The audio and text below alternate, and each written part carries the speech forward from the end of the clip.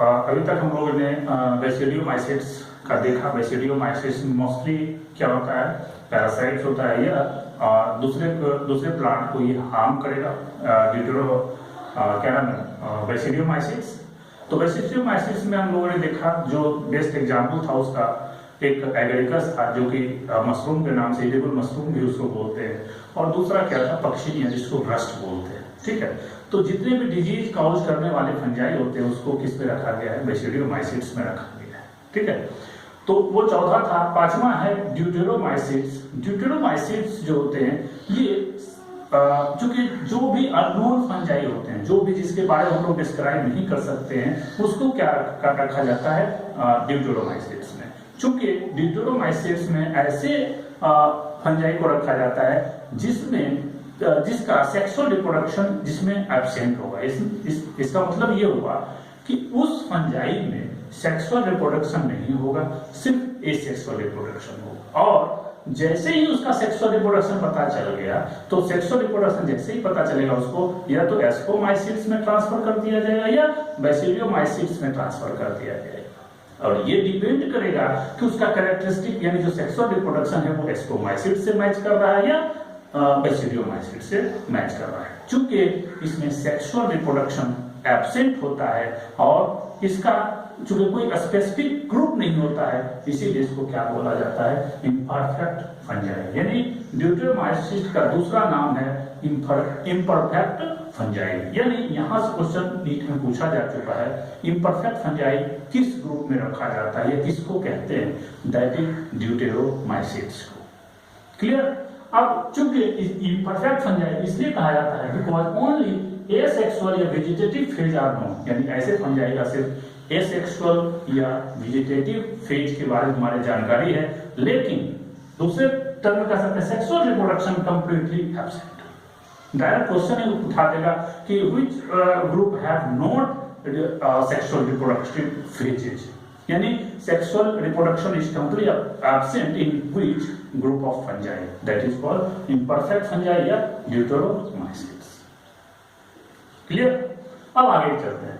अगर इसमें मैंने कहा कि जैसे ही इस इम्परफेक्ट फंजाई का सेक्सुअल रिप्रोडक्शन पता चल गया, तो या तो वो जिसके हिसाब से रहेगा एस्कोमाइसिट्स के हिसाब से रहेगा तो उसको एस्कोमाइसिट्स में प्लेस कर देंगे, और अगर उसका क्या नाम है बेसिडियोमाइसिट्स के हिसाब से होगा तो उसको हम बेसिडियोमाइसिट्स में ट्रांसफर कर देंगे। तो ये है वही बोल रहा है कि once perfect stage were discover it is move to ascomycetes और बेसिडियोमाइसिट्स। क्लियर। अब बात करते हैं रिप्रोडक्शन। चूंकि एसेक्सुअल रिप्रोडक्शन ही हो रहा है तो सिर्फ एसेक्सुअल रिप्रोडक्शन होगा, सेक्सुअल रिप्रोडक्शन कंप्लीटली एब्सेंट होगा, और ये एसेक्सुअल रिप्रोडक्शन होगा किसके थ्रू, एसेक्सुअल स्पोर्स के थ्रू, और उस एसेक्सुअल स्पोर्स को बोला जाता है क्या, कोनिडिया। एसेक्सुअल स्पोर्स क्या बोलेंगे, कोनिडिया। अब माइसीलियम की बात करें, ये माइसीलियम का डायग्राम इसका हमने बॉडी स्ट्रक्चर बोल सकते हैं, या मेन जो बॉडी होगा वो ऐसा होगा जिसमें सेप्टा भी होगा और क्या होगा, ये ब्रांचिंग भी होगा। ये ब्रांच है, ये ब्रांच है, तो ये ब्रांच और सेप्टेट होगा और यूनिन्यूक्लिएटेड होगा जनरली। ठीक है, तो ये इसका माइसीलियम यानी प्लांट बॉडी की बात करें, लेकिन इसके कुछ मेंबर्स क्या होते हैं, सेप्रोफाइट्स भी होते हैं, पैरासाइट्स भी होते हैं, बट इसमें ज्यादातर जो होंगे वो डिकम्पोजर्स ऑफ लीटर्स होते हैं। जो लीटर्स प्लांट के डेड पार्ट्स होते हैं नीचे आते हैं, जैसे लीफ हुआ, स्टेम हुआ, ये पूरा का पूरा प्लांट भी नीचे फॉल डाउन कर जाएगा, तो उसको डिकम्पोज करने में सबसे मेनली ड्यूटेरोमाइसिट्स का ही रोल होता है। क्लियर। तो ड्यूटेरोमाइसिट्स चूंकि इम्परफेक्ट फंजाई है, लेकिन कुछ मेंबर सेप्रोफाइट्स और पैरासाइट भी होते हैं। ठीक है, तो इसमें मैंने याद रखना कि मोस्टली आप डिकम्पोजर्स ऑफ लीटर, चूंकि लीटर को डिकम्पोज करेगा तो क्या होगा, जो लीटर में जो न्यूट्रिएंट है उसकी साइक्लिंग में क्या करेगा, ये हेल्प करेगा। यानी साइक्लिंग में सॉइल में गया, डिकम्पोज करेगा तो सॉइल में जाएगा, फिर सॉइल से कौन लेगा, प्लांट, प्लांट से गया, प्लांट फिर गिरा है नीचे, उसको फिर से डिकम्पोज किया, फिर प्लांट लिया।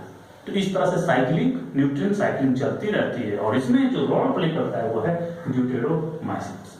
सेक्सुअल रिप्रोडक्शन एक बिल्कुल क्या है, सेक्सुअल रिप्रोडक्शन कंप्लीटली एब्सेंट होता है। एक्चुअली इसमें सेक्स ऑर्गन्स एब्सेंट होता है, इसलिए इसमें सेक्सुअल रिप्रोडक्शन एब्सेंट होता है। लेकिन सेक्सुअल रिप्रोडक्शन अगर हम कह सकते हैं अगर होगा तो दो अलग अलग जो सेल्स है, यानी इसमें क्या होता है, दो सोमैटिक सेल्स, ये सिंपल, चूंकि सेक्सुअल रिप्रोडक्शन हम उसमें कहते हैं जिसमें गैमेट्स आर इन्वॉल्व।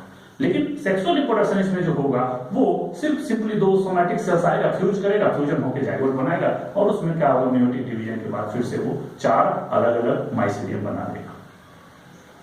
ठीक है, तो ये चीजें हैं सोमैटिक न्यूक्लियाई, चूंकि इसमें फ्यूज होता है, इस व्यू से इसको सेक्सुअल रिप्रोडक्शन होगा, लेकिन गैमीट इसमें इन्वॉल्व नहीं होता है। इसलिए मेनली सेक्सुअल रिप्रोडक्शन, चूंकि sex organ are completely absent और इसलिए इसमें सेक्सुअल रिप्रोडक्शन नहीं होता है। एक ऐसे लिटरली कहा गया कि ड्यूटेरोमाइसिस में जो अगर सेक्सुअल रिप्रोडक्शन अगर हुआ तो होगा वो है ट्रू सोमैटिक न्यूक्लियाई, जबकि जो कि ये रियल सेक्सुअल रिप्रोडक्शन नहीं कहलाता है। ठीक है, ये लिटरली हम बोल सकते हैं, सिंपल भाषा में बोल सकते हैं कि सेक्सुअल रिप्रोडक्शन अगर हो रहा है तो सिंपल सोमैटिक न्यूक्लियाई आया, दो सोमैटिक सेल्स आया, फ्यूज किया और उसमें क्या हुआ, या एक ही है, ये दोनों न्यूक्लियाई आपस में इसका दोनों फ्यूज करके क्या क्या बना देगा, तो क्या हम उसको सेक्सुअल रिप्रोडक्शन बोलेंगे? नहीं, सेक्सुअल रिप्रोडक्शन उसको बोला जाता है जिसमें गैमीट बने और गैमीट फ्यूज हो। लेकिन इसमें गैमीट तो नहीं, क्योंकि सेक्सुअल ऑर्गन ही, सेक्स ऑर्गन ही एब्सेंट है तो गैमीट बनेगा कहां? इसलिए सेक्सुअल रिप्रोडक्शन का कोई कॉन्सेप्ट नहीं। इसका एग्जांपल बात करें, तीन एग्जांपल इसको याद रखिएगा, अल्टरनेरिया, कोलिडो, ट्राइकोम एंड तीसरा है ट्राइकोडर्मा। ये ट्राइकोडर्मा के बारे में बोला जाता है। ट्राइकोडर्मा हमारे आई में इंफेक्शन करता है, क्योंकि आई में इंफेक्शन करता है इसलिए इसको क्या बोलते हैं, पैरासाइट बोलते हैं। यही से क्वेश्चन फंस जाएगा, इससे ज्यादा क्वेश्चन नहीं आएगा। तो इस तरह से किंगडम फंजाई कंप्लीटली खत्म हो गया है और यहाँ इसको आप अच्छे से तैयार कर लीजिए और यहाँ से जो भी रिलेटेड प्रॉब्लम हो वो आप हमसे पूछिए।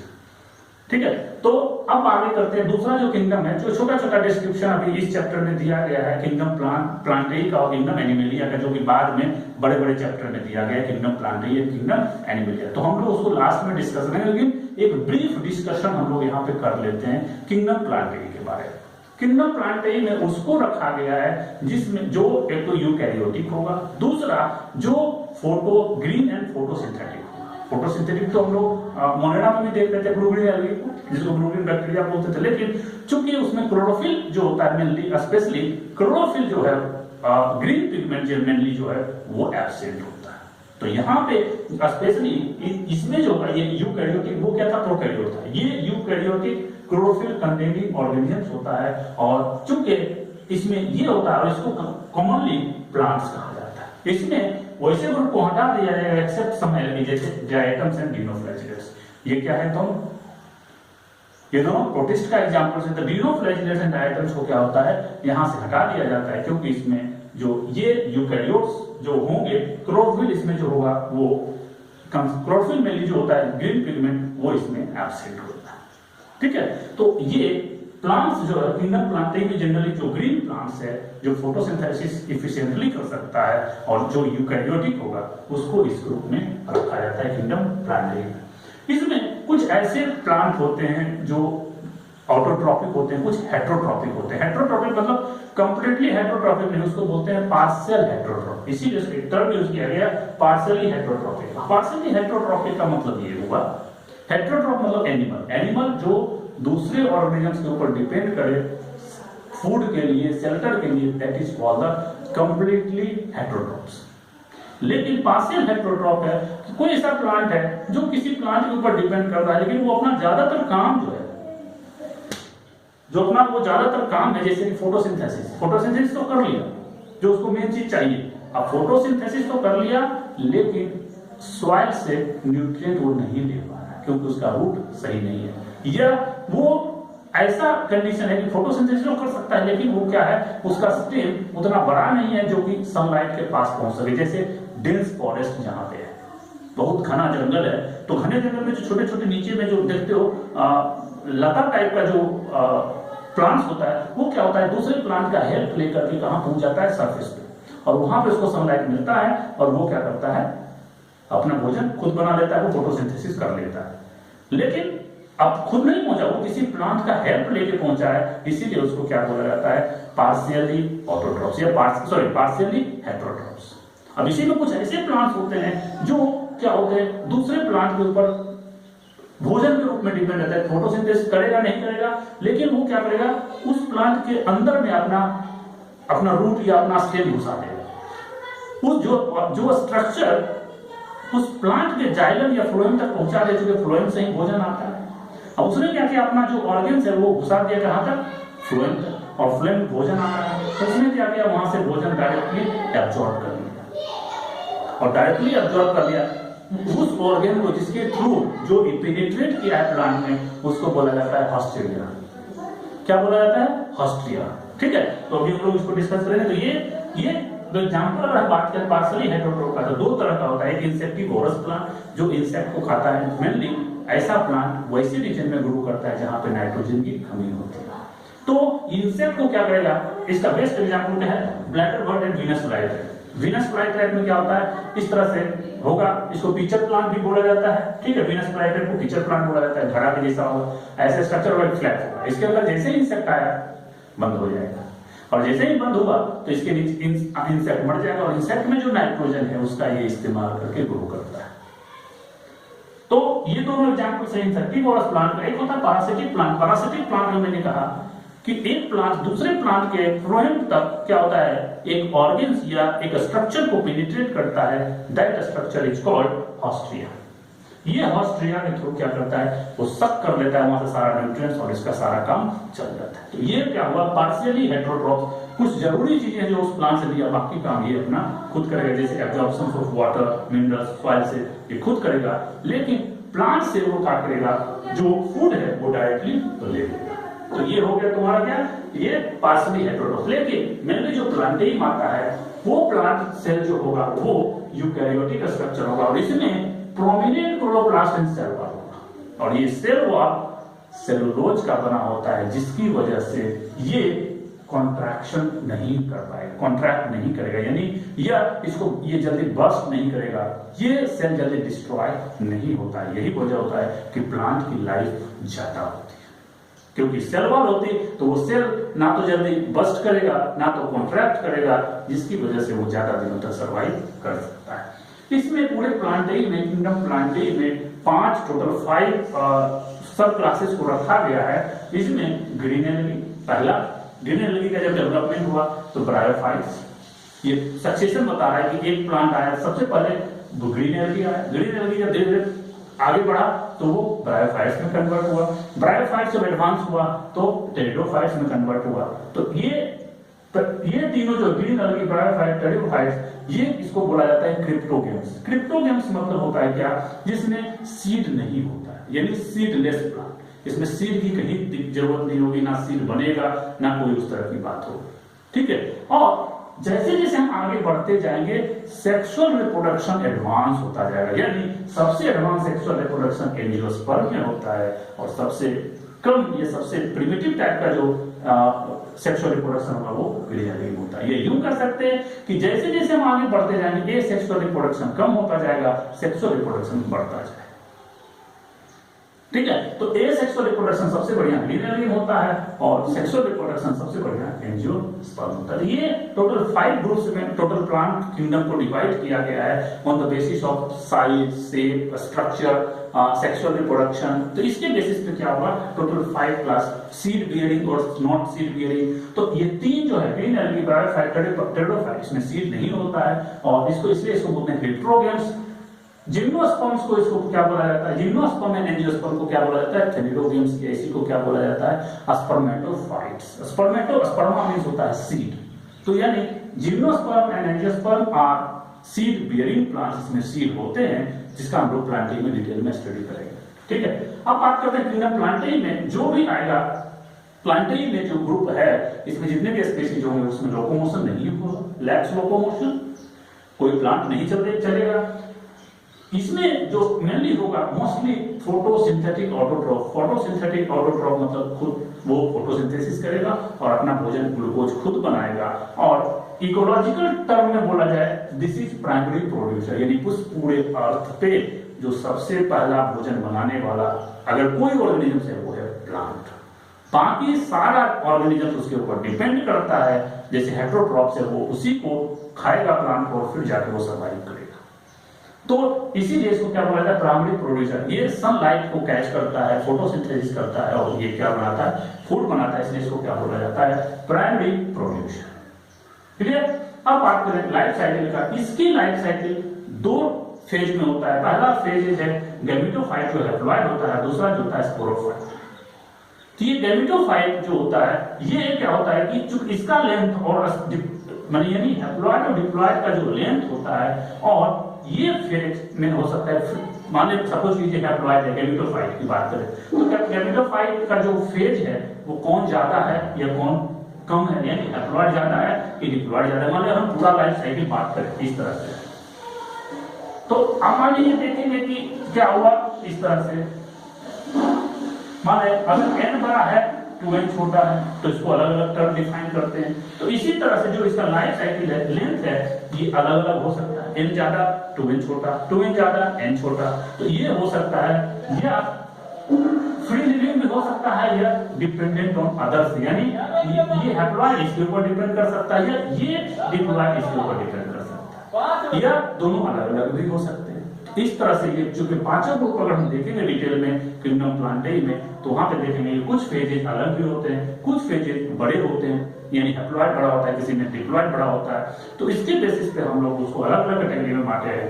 तो इसी का जो हैप्लॉइड एंड डिप्लॉइड का ये वेरिएशन हो रहा है, किसी में लेंथ ज्यादा हो रहा है, किसी में लेंथ कम हो रहा है, इसी को बोला जाता है अल्टरनेशन ऑफ जनरेशन। यानी अल्टरनेशन ऑफ जनरेशन प्लांट में मिलते हैं। प्लांट में मोस्टली सबसे बढ़िया अगर देखना हो तो alternation of generation bryophyte, pteridophyte, gymnosperm और एंजियोस्पर्म ये सारे मिलते हैं। तो हमने बताया था कि जैसे जैसे आगे बढ़ते जाएंगे 2n फेज बड़ा होता जाएगा और ये इसमें n फेज बड़ा होता है, यानी हैप्लॉइड फेज जैसे जैसे आगे बढ़ते जाएंगे कम होता जाएगा और डिप्लॉइड फेज ज्यादा होता जाएगा। यानी ये जो डायग्राम है ये डायग्राम किसका होगा, ब्रायोफाइट्स का। तो हम लोग आगे देखेंगे, एल्गी डिस्कस करेंगे, ब्रायोफाइट डिस्कस करेंगे, सब एक एक करके डिस्कस करेंगे। तो वहां पे हम इस चीज को डिटेल में देखेंगे। ठीक है।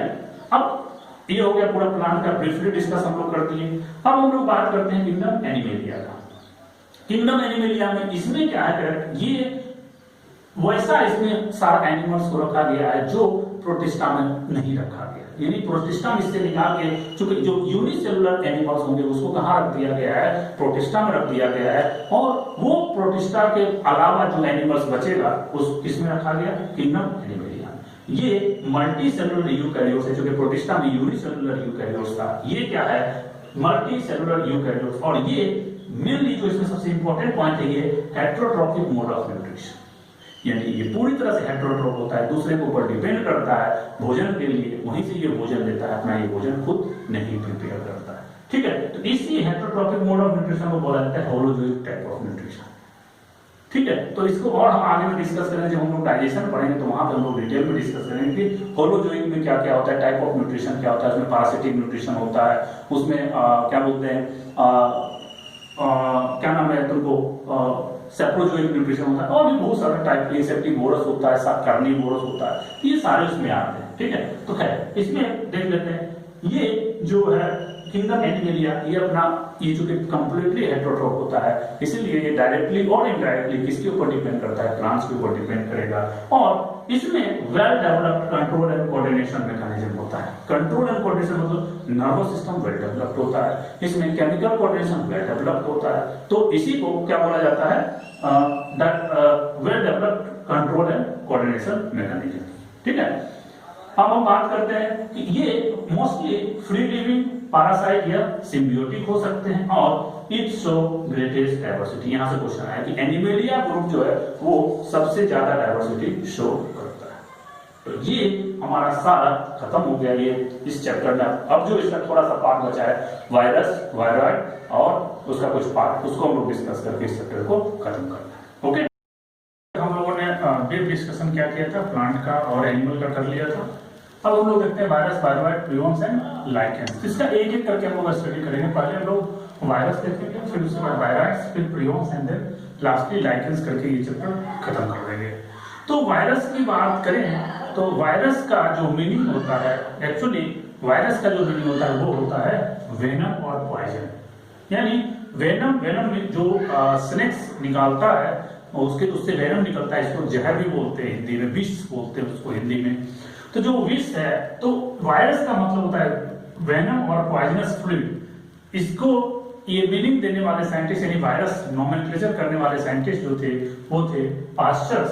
चूंकि ये सारा जो डिस्क्रिप्शन है ये व्हिटेकर साहब का जो क्लासिफिकेशन था हम लोगों ने पहले डिस्कस कर लिया है कि जो आर.एच. व्हिटेकर 1969 में जो क्लासिफिकेशन दिया था 5 किंगडम क्लासिफिकेशन, उस 5 किंगडम क्लासिफिकेशन में उन्होंने कहीं भी ये सब के बारे में डिस्कस नहीं किया था और यही उनके 5 किंगडम क्लासिफिकेशन का सबसे बड़ा डिमेरिट था। ठीक है, तो खैर बात करते हैं वायरस की। तो वायरस का मीनिंग निकलता है वेनम और पॉइजनस फ्लूइड। पास्चर ने सबसे पहले नोमेनक्लेचर किया था, इसका वायरस का नाम दिया था। और वायरस की जो कैरेक्टरिस्टिक है, चूंकि ये नॉन सेलुलर होता है और ये इनर्ट क्रिस्टलाइन स्ट्रक्चर के फॉर्म में होस्ट के बाहर, जो होस्ट के बाहर यानी जो लिविंग सेल्स है उस लिविंग सेल्स के अगर बाहर ये होगा तो ये नॉन लिविंग की तरह बिहेव करेगा। और ये जो है स्ट्रक्चर इसका जो अगर हम देखेंगे तो ये इनर्ट क्रिस्टलाइन स्ट्रक्चर होगा। क्रिस्टलाइन स्ट्रक्चर इसलिए होता है क्योंकि इसका ज्यादातर पार्ट जो होता है वो प्रोटीन का बना होता है और प्रोटीन क्रिस्टल फॉर्म में आसानी से आइसोलेट किया जा सकता है। क्लियर? अब बात करते हैं अगर ये लिविंग सेल के अंदर आ गया तो लिविंग सेल के अंदर जब आने के बाद ये क्या करता है, उसके पूरे मशीनरी सिस्टम पे जो मशीन पूरा उसका एंजाइम सिस्टम है ये सब को क्या करता है वो कंट्रोल कर लेता है और ये अपना रेप्लिकेशन करना शुरू करता है और नंबर बढ़ाना शुरू करता है। तो नंबर जब बढ़ाएगा तो बहुत तरह से ये फंक्शन करता है, या तो ऑर्गेनिज्म को मार देगा, तो ऑब्वियसली जब अपना नंबर बनाएगा तो वो सेल क्या होता है बस्ट हो जाता है, जिसकी वजह से उस सेल का डेथ हो जाता है। तो डेथ होने की वजह से उसी को क्या बोलते हैं कि डिजीज कॉजिंग वायरस। वायरस जो फंक्शन करता है वो अपने होस्ट को ही मारने की कोशिश करता है क्योंकि वो अपना नंबर उसको बढ़ाना होता है और अगर नंबर नहीं बढ़ाएगा तो फिर वो आगे का उसका जो जनरेशन चलेगा कैसे। क्लियर? अब बात करते हैं इसमें कुछ साइंटिस्ट इन्वॉल्व थे और उसका नाम बहुत जरूरी है।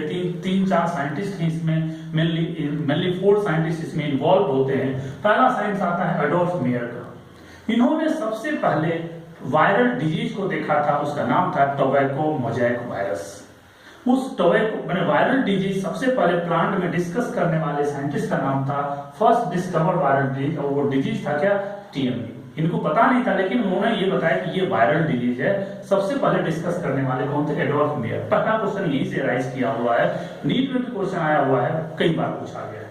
दूसरे साइंटिस्ट इवानोवस्की, डीजे इवानोवस्की 1892 में इन्होंने सबसे पहले इसी टीएमबी को, जब इन्होंने बताया कि ये वायरल डिजीज है तो वहां से उन्होंने क्या किया, उसको टीएमबी को आइसोलेट किया। तो इसीलिए बोला जाता है फर्स्ट डिस्कवर्ड वायरस, यानी टीएमबी एक वायरस है, tobacco mosaic virus. Mosaic virus इसलिए होता है कि मोज़ेक लाइक जब इन्फेक्शन हम देखेंगे इस वायरस का टोबैको के प्लांट पे, तंबाकू के प्लांट पे, तो मोज़ेक जैसा होता है। जैसे गाय में देखते हैं ना, कहीं उजला कहीं काला, कहीं उजला कहीं काला, तो उसको बोलते हैं मोज़ेक टाइप का। ठीक है, तो मोज़ेक टाइप का देखिए स्ट्रक्चर। तो सबसे पहले वहां से उन्होंने टीएमबी को आइसोलेट किया था और उसका नाम इन्होंने टीएमबी दिया था। तो इसलिए first discovered virus bye Ivanovsky and first discovered viral disease, ध्यान रखिएगा, viral disease bye Adolf mayor. ये बहुत इंपॉर्टेंट यहाँ पे है। एक और साइंटिस्ट यहाँ से स्टैनली से क्वेश्चन पूछा गया है 2-3 बार। स्टैनली ने सबसे पहले वायरस को, जो टीएमबी वायरस है, उसको क्रिस्टलाइन फॉर्म में आइसोलेट किया था। और क्रिस्टलाइन फॉर्म में आइसोलेट कर क्यों किया गया, क्योंकि ये जो टीएमबी है मेनली इसका ज्यादातर पार्ट प्रोटीन का बना हुआ है और अगर प्रोटीन का बना रहेगा तो उसको आसानी से क्रिस्टल फॉर्म में हम आइसोलेट कर सकते हैं। क्लियर? तो अब बात करें कि जो वायरस है, इस वायरस को, चूंकि वायरस में दोनों कैरेक्टर है, अगर लिविंग के बाहर रहेगा, लिविंग जो होस्ट है उसके अगर बाहर है तो ये नॉन लिविंग की तरह बिहेव करता है और लिविंग के अंदर अगर आएगा तो ये लिविंग की तरह बिहेव करने लगता है। अब लिविंग का जो कैरेक्टरिस्टिक है हम लोग फर्स्ट चैप्टर में ही डिटेल में स्टडी कर चुके हैं। रिप्रोडक्शन होना चाहिए, ग्रोथ होना चाहिए, मेटाबॉलिज्म जो सबसे बेस्ट था वो सब होना चाहिए। तो हम उसके बेसिस पे ये देखेंगे कि ये कैसे कनेक्टिंग लिंक, मतलब जो नॉन लिविंग और लिविंग के बीच को ये कैसे कनेक्ट करता है। तो इसलिए इसको कनेक्टिंग लिंक बोलते हैं, क्योंकि वायरस में कुछ कैरेक्टर जब ये बॉडी के बाहर आता है नॉन लिविंग की तरफ भरा हुआ रहता है, कोई मतलब नहीं है, लेकिन जैसे ही बॉडी के अंदर आता है तो ये लिविंग की तरह काम करना शुरू करता है। कैसे? तो इसमें चूंकि ये कनेक्टिंग लिंक है लिविंग एंड नॉन लिविंग का, तो देखते हैं पहले लिविंग कैरेक्टर इसमें क्या क्या होता है। तो लिविंग कैरेक्टर क्या है, इसमें जेनेटिक मटेरियल प्रेजेंट होगा। जेनेटिक मटेरियल का मतलब जेनेटिक मटेरियल तो डीएनए होगा या आरएनए, दोनों कभी भी नहीं हो सकता। जेनेटिक मटेरियल ज्यादातर जो वायरल डिजीज होते हैं, स्पेशली प्लांट जो डिजीज होते हैं, प्लांट वायरल डिजीज, उसमें आरएनए जेनेटिक मटेरियल होता है। ठीक है, तो या तो जेनेटिक मटेरियल डीएनए होगा या आरएनए होगा। दूसरा म्यूटेशन, म्यूटेशन हमेशा लिविंग में होता है, नॉन लिविंग में म्यूटेशन नहीं होता है। इसका मतलब ये भी एक लिविंग कैरेक्टर है। दूसरा, तीसरा, it can multiply into similar forms, ये अपना जनरेशन बढ़ा सकता है। अगर ये होस्ट के अंदर है तो ये अपना नंबर बढ़ा सकता है, रिप्रोडक्शन कर सकता है। और रिप्रोडक्शन क्या है? एक लिविंग का कैरेक्टरिस्टिक है। तो ये रिप्रोडक्शन सिर्फ इनसाइड द लिविंग होस्ट हो सकता है, इसीलिए इसको कहा जाता है ऑब्लिगेट इंट्रासेलुलर पैरासाइट। याद रखिएगा, ऑब्लिगेट मतलब जब, ऑब्लिगेट मतलब पक्का, जब तक ये लिविंग के अंदर नहीं आएगा तब तक नहीं होगा। यानी और अगर बाहर में जिंदा रह जाता है तो इसको बोलते हैं फैकल्टेटिव। तो फैकल्टेटिव मतलब आइदर, मतलब हमको चावल खा रहे हैं, नहीं मिला तो हम दाल भी खा के जिंदा रह सकते हैं, उसको बोलते हैं फैकल्टेटिव। लेकिन अगर सिर्फ हम चावल पे ही जिंदा रह सकते हैं, अगर चावल नहीं मिला तो मर जाएंगे, उसको बोलते हैं ऑब्लिगेट।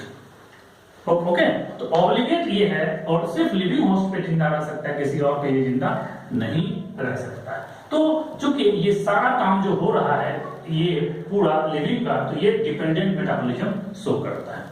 तो ये सारा कैरेक्टरिस्टिक लिविंग का है। कुछ कैरेक्टरिस्टिक क्या है इसका? नॉन लिविंग का है, जैसे प्रोटोप्लाज्म एब्सेंट होता है, ये नॉन लिविंग में प्रोटोप्लाज्म नहीं मिलेगा। दूसरा, एंजाइम सिस्टम एब्सेंट होता है, एंजाइम रहता ही नहीं है। तो जब एंजाइम नहीं होगा तो ग्रोथ नहीं होगा, क्योंकि ये बाहर, होस्ट के बाहर की बात हो रही है। होस्ट के बाहर चूंकि इसके अंदर कुछ नहीं होता है, तो ये क्या करता है? एंजाइम सिस्टम एब्सेंट होता है, इसकी वजह से इसमें ना मेटाबॉलिज्म होगा, डाइजेशन, रेस्पिरेशन कुछ भी नहीं होगा। और इट कैन बी क्रिस्टलाइज्ड, ये सबसे मेन है। अगर वो नॉन लिविंग है तो क्रिस्टल फॉर्म में आसानी से कन्वर्ट किया जा सकता है। तो ये सारा कैरेक्टरिस्टिक शो करता है नॉन लिविंग का। एंजाइम सिस्टम एब्सेंट है, चूंकि ये एंजाइम सिस्टम आप बोलेंगे कि मल्टीप्लाई कैसे करता है, तो ये लिविंग सिस्टम में जब जाता है, ये लिविंग कैरेक्टर जब शो करेगा तो वहां पे ये क्या करता है, जो होस्ट का एंजाइम सिस्टम है उसी को कंट्रोल कर लेता है और उसी के एंजाइम सिस्टम से अपना काम करना शुरू कर देता है। तो इस वजह से इसको लिविंग और नॉन लिविंग का, चूंकि दोनों कैरेक्टर इसमें है, इस वजह से इसको क्या कहते हैं, इसको connecting link between living and non living का। तो इसमें दो वायरस का स्टडी हम लोगों को करना है, एक टीएमवी टोबैको मोज़ेक वायरस और दूसरा है T2 बैक्टीरियोफाज। तो हम लोग आज पहले टोबैको मोज़ेक वायरस के बारे में डिटेल में देखते हैं। टोबैको मोज़ेक वायरस सबसे पहले जो डिस्कवर करने वाले साइंटिस्ट का नाम था वो थे इवानोवस्की। इवानोवस्की ने क्या किया, इसको सबसे पहले आइसोलेट किया था 1892 में, चुप, और कहां से किया था? टोबैको प्लांट पे देखा। इन्होंने देखा कि टोबैको प्लांट पे बहुत जगह पे मोज़ेक लाइक स्ट्रक्चर है। मोज़ेक मतलब अलग अलग तरह का कुछ इन्फेक्शन है, यूनिफॉर्म ग्रीन नहीं था वहां पे। तो जो मोज़ेक लाइक स्ट्रक्चर था उसी को जब उन्होंने आइसोलेट करके देखा तो कुछ इस तरह का स्ट्रक्चर देखा। और उसके बाद इसका डिटेल स्ट्रक्चर अगर हम देखें टीएमबी का, तो डिटेल टीएमबी का डायग्राम ऐसा होता है, जिसमें इसका लेंथ जो है 3000 एंगस्ट्रॉम, इसको 300 नैनोमीटर भी बोल सकते हैं, या नैनोमीटर में बोलेंगे तो 300 नैनोमीटर और एंगस्ट्रॉम में बोलेंगे तो 3000 एंगस्ट्रॉम, और डायमीटर जो होता है 140 to 180 एंगस्ट्रॉम होता है। ये दो चीज से मिलकर बना होता है, आरएनए जो सिंगल स्ट्रैंडेड होगा और दूसरा प्रोटीन जो बाहर में इसको चारों तरफ से क्या होगा, हेलिकली या पॉलीहेड्रली इसको क्या होता है, अरेंज किया हुआ रहता है। एनसीईआरटी में देखेंगे डिटेल में, इसका डायग्राम बहुत अच्छे से दिखेगा आपको। तो ये क्या होता है, हेलिकली या पॉलीहेड्रली ये जो प्रोटीन है ये चारों तरफ से अरेंज होता है। अब आरएनए की बात करें तो ये आरएनए क्या होता है, मेन जेनेटिक मटेरियल होता है टीएमबी का, सिंगल स्ट्रैंडेड होता है, और ये टोटल टीएमबी का 5% होता है, ओनली 5% होता है। यानी टोटल जितना इसका टीएमबी है उसका 5% contributed by the RNA and it is single stranded, और इसका मोलिकुलर वेट जो होता है वो 2 मिलियन होता है। 2 मिलियन डाल्टन इसका मोलिकुलर वेट होगा, और इसका टोटल जो फोल्डिंग होता है, ये फोल्डिंग ये अप्रोक्सीमेटली 130 फोल्ड होता है, 130 बार ये फोल्ड किया हुआ रहता है। इसके चारों तरफ से एक प्रोटीन का कोट होता है, ये जो आरएनए है सिंगल स्ट्रैंडेड, इसके चारों तरफ ये बहुत सारे इस तरह से प्रोटीन के कोट बने हुए रहते हैं और उसको आरएनए को कवर करते हैं चारों तरफ से। ये प्रोटीन कोट 90% पार्ट को बनाता है इसके वायरस को, और इसी प्रोटीन को बोला जाता है कैप्सिड। प्रोटीन को क्या बोलेगा, कैप्सिड। और कैप्सिड में जो ये छोटे छोटे जो पार्ट है बहुत सारे, इसी को बोला जाता है क्या, कैप्सोमेयर। ये पूरे पार्ट को बोला जाता है कैप्सिड यानी प्रोटीन कोट, और इसी का जो यूनिट होगा ये इस तरह से बहुत सारा चारों तरफ से होगा। हम लोग तो 2D दिख रहा है, 3D देखेंगे, इधर है इधर है इधर है, चारों तरफ इस तरह से अरेंज किया हुआ रहता है। तो ये छोटे छोटे जो पार्ट होते हैं उसको बोलते हैं क्या, कैप्सोमेयर। अब कैप्सोमेयर की अगर हम बात करें, ये हेलिकली अरेंज होता है या पॉलीहेड्रली। पॉलीहेड्रली मतलब इस तरह से अरेंज होता है, इस तरह से, इसको बोलते हैं पॉलीहेड्रली। ठीक है, तो हेलिकली एक तो ऐसे हुआ, इस तरह से हेलिकली हुआ, लेकिन ये पूरा भरा हुआ रहता है। तो पॉलीहेड्रली मतलब होता है बहुत ज्यादा, बहुत टाइम्स ये क्या होता है, रिपीटेड होता है। अब बात करते हैं कैप्सोमेयर की। तो कैप्सोमेयर चूंकि यूनिट है, एक है, तो अगर हम चूंकि ये कितना है, कैप्सोमेयर 16 अमाइनो एसिड, एक कैप्सोमेयर में कितना अमाइनो एसिड होता है, 16 अमाइनो एसिड। एक कैप्सोमेयर की बात करें तो उसमें 60 अमाइनो एसिड होती है। यहां से क्वेश्चन पूछ लेगा, एक पॉइंट इसका क्वेश्चन पूछने लायक है, हर जगह से क्वेश्चन उठा के पूछेगा। तो ये capsomere is made up of 16 amino acid पर कैप्सोमेयर, एक कैप्सोमेयर में 16 होगा, और टोटल कैप्सोमेयर का जो नंबर होता है वो एक आरएनए में, यानी एक आरएनए का जो टर्न होगा, यानी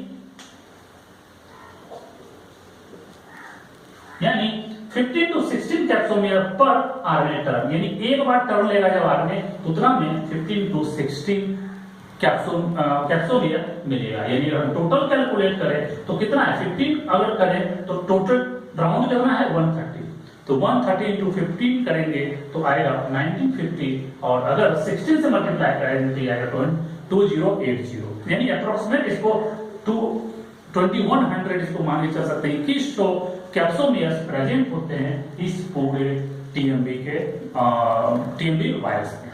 यानी टोटल नंबर ऑफ कैप्सोमेयर्स जो होंगे, टोटल नंबर ऑफ वो होगा अप्रोक्सीमेटली 2100। तो यहां से क्वेश्चन डेटा है, ये डेटा बहुत ज्यादा क्वेश्चन पूछा जाता है, यहां से क्वेश्चन बहुत ज्यादा आने की उम्मीद है, इसलिए इस पोर्शन से बहुत ज्यादा कंट्रोल करना है। ठीक है, अब बात करते हैं, चूंकि अब ये वायरस की बात कहा गया तो कैसे कहा गया, चूंकि ये इसको वायरस जो कहा गया था, ये तो क्या था, वेनम था। दूसरा, ये बैक्टीरिया से छोटा होता है, स्मॉलर होता है। ये इसलिए कहा गया कि जब बैक्टीरिया का एक फिल्टर होता है जो बैक्टीरिया को रोक रहा था, लेकिन वायरस यानी ये टीएमबी उससे भी पार हो जा रहा था, इसीलिए ये कहा गया कि TMV is smaller than bacteria because it passes through bacteria proof filter. क्योंकि उस फिल्टर से भी ये पास कर जा रहा था, इसका मतलब ये बैक्टीरिया से भी छोटा होता है। दूसरा, एमडब्ल्यू विजर्निक जो है एक साइंटिस्ट थे, इन्होंने 1898 में इन्होंने इसके इन्फेक्शन को करा के देखा, और करा में इन्होंने क्या किया, उस टोबैको टीएमबी को, टोबैको मोजेक्ट को क्या किया, उस वहां से निकाला और एक लिक्विड फॉर्म, एक फ्लूइड फॉर्म में आइसोलेट हुआ। उस फ्लूइड को बोला गया कंटाजियम वीवम फ्लूइडम, जिसका मीनिंग होता है infectious living fluid. कंटाजियम, direct question आया हुआ है, जो विजर्निक ने जो फ्लूइड आइसोलेट किया था उस फ्लूइड का नाम क्या था, जिसमें वायरस टीएमबी था, उसका नाम था कंटाजियम वीवम फ्लूइडम। कंटाजियम वीवम फ्लूइडम, जिसका मीनिंग होता है इन्फेक्शस लिविंग फ्लूइड। और इसको उन्होंने एक अलग फ्रेश प्लांट पे इन्फेक्ट करके जब देखा तो वहां देखा उन्होंने कि वहां भी टीएमबी का इन्फेक्शन हो रहा है। तो ये सारा डिस्कशन ये टीएमबी का हम लोग यहाँ पे कर लिए। अब एक बचा है इसका जो वायरस है वो T2 बैक्टीरियोफाज, वो और बाकी जो पोर्शन है नेक्स्ट क्लास में हम इसको खत्म करेंगे इस चैप्टर को, और इस पोर्शन से जितने भी क्वेश्चन है आप इसको कंप्लीट कर लीजिए, फिर हम लोग आगे बढ़ेंगे।